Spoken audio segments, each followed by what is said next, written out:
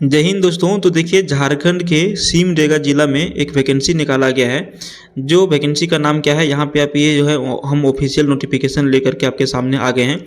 Video के अंत तक आप बने रहते हैं तो इसमें आपको सारा जानकारी हम वीडियो के माध्यम से देंगे।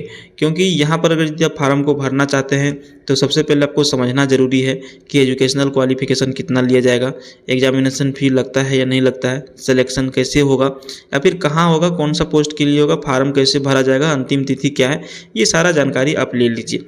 ठीक है, तो इस वीडियो में हम वही आपको जानकारी देने वाले हैं। देखिए, ये कार्यालय जिला बाल संरक्षण इकाई सिमडेगा के लिए वैकेंसी निकाला गया है।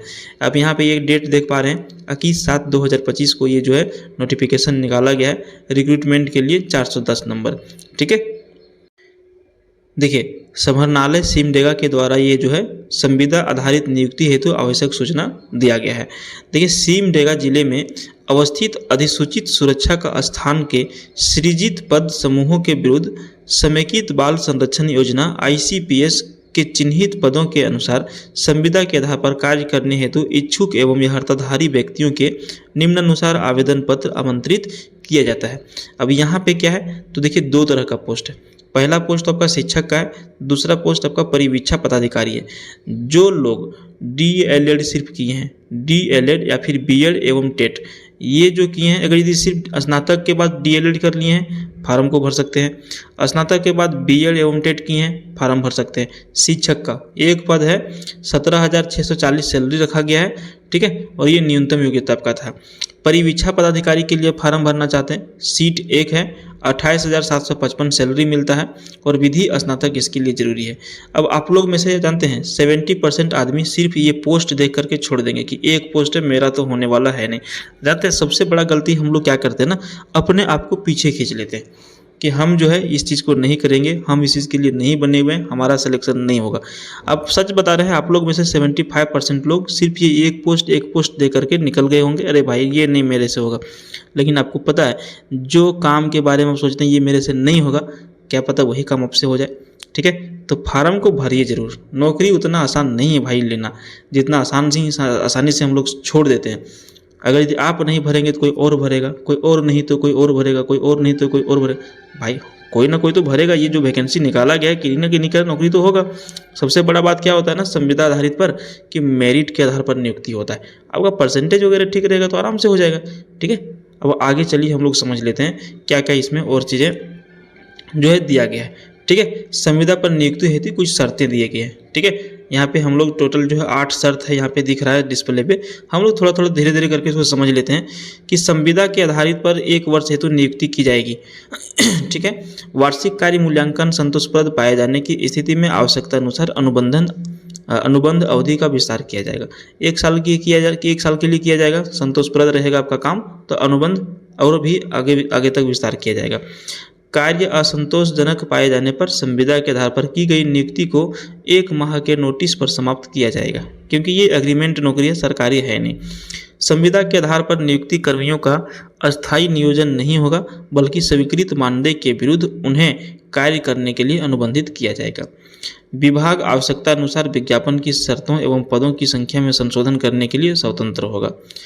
संविदा पर नियुक्त कर्मियों के मासिक पारिश्रमिक राशि का संबंध में योजना सह वित्त विभाग झारखंड रांची द्वारा जो भी निर्णय लिया जाएगा वह मान्य होगा, क्योंकि सैलरी आपको वहीं से मिलने जा रहा है। ठीक है, संविदा पर नियुक्त कर्मी को कैलेंडर वर्ष के लिए राज्य कर्मियों के अनुसार आकस्मिक अवकाश तय होगा, किंतु वह किसी अन्य अवकाश के हकदार नहीं होगा। जो सभी लोगों को कैलेंडर में छुट्टी मिलेगा आपको भी मिलेगा। संविदा पर नियुक्त कर्मी का वह पद स्थानांतरीय नहीं होगा। संविदा पर नियुक्ति के लिए कर्मी के लिए राज्य कर्मियों की तरह आचार संहिता लागू होगा। ठीक है, अब यहाँ पर देखिए इसका जो मापदंड है क्या क्या है। ठीक है, तो यहाँ पे देखिए ये जो है ना चयन कैसे होगा, तो चयन इसका होगा चयन में साक्षात्कार का प्रावधान नहीं होगा। इसमें जो है इंटरव्यू नहीं लिया जाएगा। अभ्यर्थियों की शैक्षणिक योग्यता निम्नांकित प्रत्येक स्तर पर प्राप्त अंक का प्रतिशत ज्ञात प्रारंभिक मेगा सूची तैयार की जाएगी। जो भी आपका नंबर वगैरह मिलेगा, जो भी नंबर आपका रहेगा, परसेंटेज जो रहेगा, उसी के आधार पर आपका नियुक्ति होगा, यानी कि सिर्फ मेरिट के आधार पर।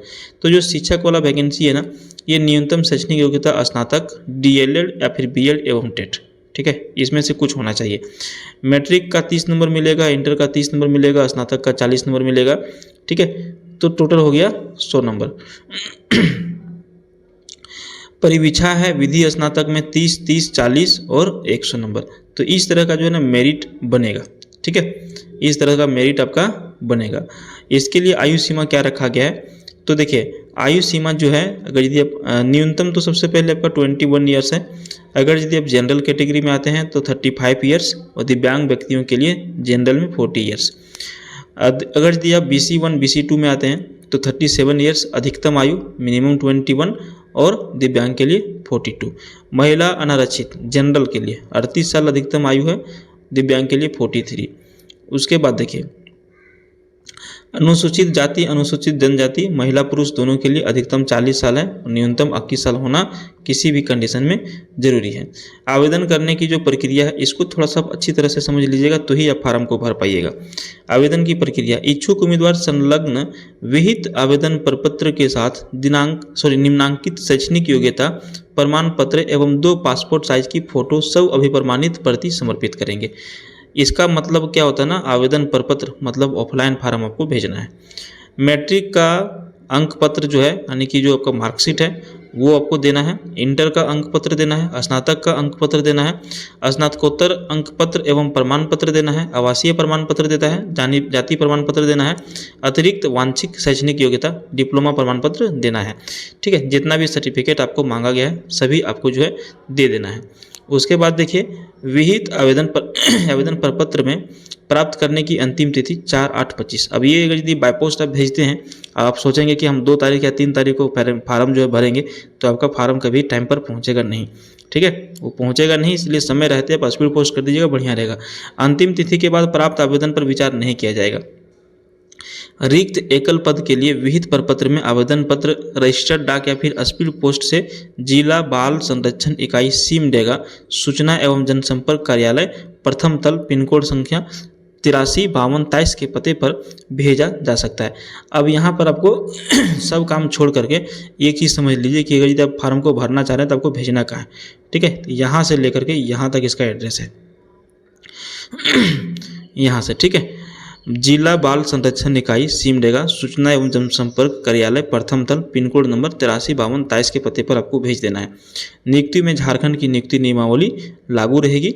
नियुक्ति से संबंधित विस्तृत सूचना एवं विहित आवेदन प्रपत्र जिला बाल संरक्षण इकाई सिमडेगा के सूचना पालक के पर प्रदर्शित किए जाएंगे एवं सिमडेगा जिला की वेबसाइट पर, जो सिमडेगा जिला का वेबसाइट है www.simdega.nic.in पर भी उपलब्ध रहेगा। सारा जानकारी आप वहाँ से जा करके ले सकते हैं। अच्छा, सबसे इजी तो आपका ये फार्म भरना है। ठीक है, देखिए ये फार्म जो है सबसे इजी है भरना। आइए थोड़ा सा इसको हम बता देते हैं कैसे कैसे भरना है। ज़्यादा टाइम नहीं लेंगे, इतना दूर तक आए हैं तो इसको जरूर देख लीजिए ताकि बाद में दिक्कत ना हो।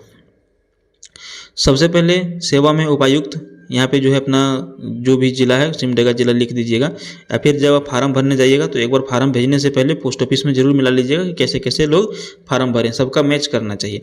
पद का नाम आपको भर देना है, किस पद के लिए, तो 2 पद है, जो पद के लिए भरना चाहेंगे वो भर दीजिएगा। पद का कोड क्रम संख्या, जैसे 1 है 2 है। आवेदित जिला कौन सा जिला का है, आवेदक का नाम, पति या पिता का नाम, जन्म तिथि, अस्थायी पता, यहाँ पर एक फ़ोटो चिपका दीजिएगा, फ़ोटो के ऊपर अपना साइन कर दीजिएगा।